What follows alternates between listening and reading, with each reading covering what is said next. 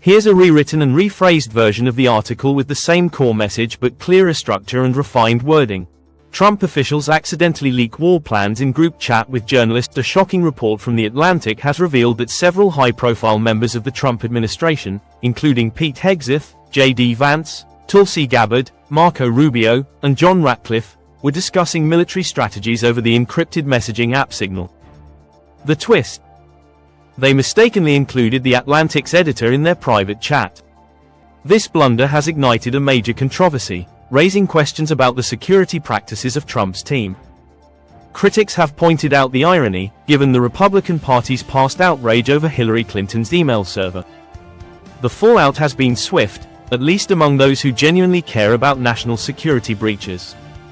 A national security disaster Senator Mark Kelly weighed in on the incident, warning White House staff that such sensitive discussions should only take place in secure government facilities. "Signal isn't it," he wrote, condemning the reckless behavior that endangered military personnel. However, one person who seemed entirely unaware, or indifferent, about the situation was former President Donald Trump himself. When asked about the report, he dismissed it outright. "I don't know anything about it. I'm not a big fan of The Atlantic. Sounds like a failing magazine to me. You're saying they used Signal to plan military actions. Against who? The Houthis? Well, the attack worked, didn't it? So I guess it wasn't a problem." His response was a stunning display of either complete ignorance or deliberate indifference to his own administration's security failures. The hypocrisy of the national security party. The real test here is how Trump's allies react. If this had been Biden's team, including Pete Buttigieg, Kamala Harris, or Antony Blinken, accidentally adding a New York Post journalist to a classified group chat, Republicans would never let it go. They still haven't stopped talking about Hillary Clinton's emails, yet now they're silent. This incident exposes the truth: it was never about national security or classified information. It was always about political convenience. Need proof? Look at how these same officials, who were part of the Signal group, talked about classified document mishandling in the past.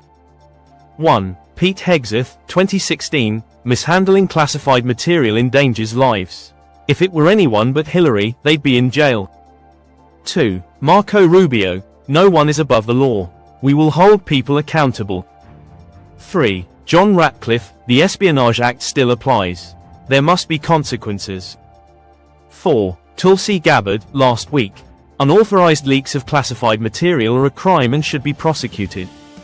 Now that it's their mistake, will they hold themselves to the same standard? Or does accountability only apply when it's politically convenient?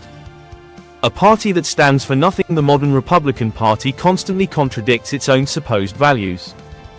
1. The party of fiscal responsibility is driving up the deficit to fund tax cuts for the wealthy. 2. The party of family values has embraced a man accused of serial sexual misconduct. 3. The party of law and order defends insurrectionists who attacked police officers. 4. And now, the party of national security is casually discussing war plans in unsecured chat groups. This isn't about ideology anymore, it's about power. The only principle they truly uphold is their own political survival. This scandal won't change much, though. Republicans will ignore it, just like they ignored Trump's classified document scandals. But the hypocrisy is now on full display for anyone who cares to see it.